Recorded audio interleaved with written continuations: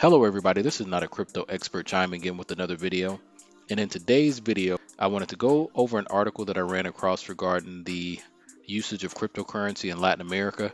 But before I get into the topic of discussion for today, I would like to ask that you please consider giving me a like, giving me a heart, giving me a thumbs up. I would appreciate a follow, a subscribe. I'm not going to ask you to share because it seems invasive. On my channel, I talk about cryptocurrency and blockchain. I try to keep it entertaining with a beat in the background. So on to the topic of discussion for today, which is from brinknews.com. And I am going to read this article. And I've done a few videos on Venezuela and what they're doing with their El Petro. However, this is about more countries in Latin America. Cryptocurrency and its underlying blockchain technology are on a meteoric rise in Latin America. The digital money's lack of regulation has shrouded the industry in stories of criminal enterprise, and there's no doubt that corruption, secrecy, and illicit laundering play an important part in Latin America's adoption of cryptocurrency. But the region's warp speed adoption of Bitcoin and other cryptocurrencies also stems from innovative initiatives to combat corruption and theft, boost corporate productivity, and promote beneficial public policy.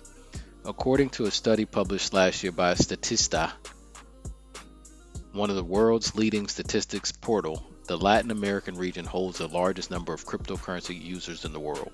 Brazil, Colombia, Argentina, Mexico, Chile all fall within the top 10 cryptocurrency countries. Venezuela was not a study of the participant.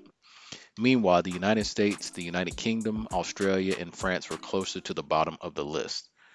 So I'm just going to read that for emphasis. So Brazil, Colombia, Argentina, Mexico, and Chile were within the top 10 of countries using cryptocurrency, whereas the United States, the United Kingdom, Australia, and France were closer to the bottom. I wonder why that is.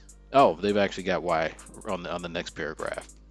Much of Latin America has been racked with financial chaos in recent years. Amid unemployment and falling reserves, Argentina's inflation rose 53.8 in 2019. Rising prices also plagued Brazil, where in 2015 inflation increased to the highest rate in 13 years. Despite the risk and volatility of cryptocurrency, digital assets have nonetheless become a viable alternative to shaky national currencies. Similarly, cryptocurrency offers a quick and secure method to send remittances. In recent years, migrants from Latin America and the Caribbean have been sending a record number of money to their home countries. Startups such as La Plataforma of Chile, for example, allows users to transfer funds to family or friends in a variety of the region's countries via blockchain technology. As millions of Venezuelans flee to make new lives in other countries, Colombia company Balu created a blockchain-powered system that transfers remittances to Venezuela in less than 1 hour and in a way that prevents loss or theft. Meanwhile, the barrier to entry for cryptocurrency in many Latin American countries is often lower than the traditional forms of financial management. About half of the Latin American population has no access to banking services. Just 113 million people out of a population of about 650 million have credit cards. On the other hand, the World Bank reports that 55% of adults in Latin America own a mobile phone and have access to the internet, 15 percentage points more than the average in developing nations.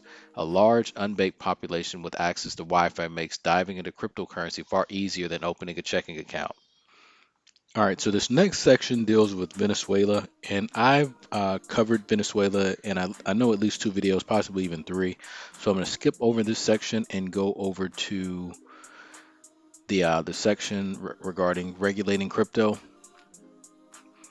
One major factor that will expand, mature, and normalize the cryptocurrency industry in Latin America is the participation of governments in the market's regulation and promotion.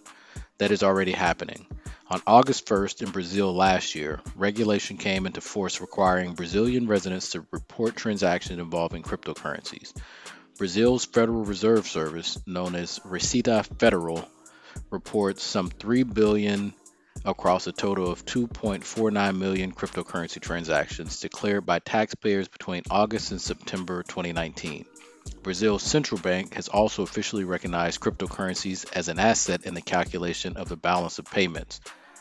Meanwhile, the region's governments are also actively promoting cryptocurrencies underlying blockchain technology. For example, Colombia's Attorney General's office is using a blockchain network to boost transparency in awarding new contracts and minimize cases of corruption. In December 2019, Colombia announced a new government initiative to boost the adoption of blockchain technology in the country. Meanwhile, Colombia's state oil company, Ecopetrol, recently announced new investments in blockchain technology to improve its oil and gas supply chains in its 2020 spending plan. Latin America represents a breakthrough region for the cryptocurrency and blockchain industry, and is poised for even greater growth. Digital currency has a long way to go before becoming mainstream. Adoption can't just stem from financial desperation and desire for secrecy. But while part of the cryptocurrency story is about misconduct and corruption, there is real evidence that Latin America is taking crypto as a serious and viable alternative to traditional currency. With appropriate regulation, the region may become the global leader of efficient, real world applications for cryptocurrencies.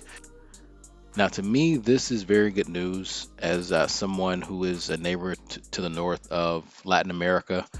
I completely understand why, what was it, the United States, the United Kingdom, France, and Australia, where our countries are countries that are using cryptocurrency the least, and that's because of our reliance on the American dollar and the British pound and whatever Australia uses. Like, we're all allies, and our currencies are some of the strongest in the world, whereas people in Latin America are using cryptocurrencies out of necessity, and people that have been unbanked before are now having the ability to get into the financial world without any type of restrictions besides having a mobile device. Places where people have traditionally been left out in the cold as far as finance are now finding ways to do what they need to do to conduct business. So I love it. I love blockchain technology. It's a very exciting time to be alive, and I hope that you're enjoying the ride, folks. And with that being said, I hope that you're having a great morning, a great afternoon, and an even better evening.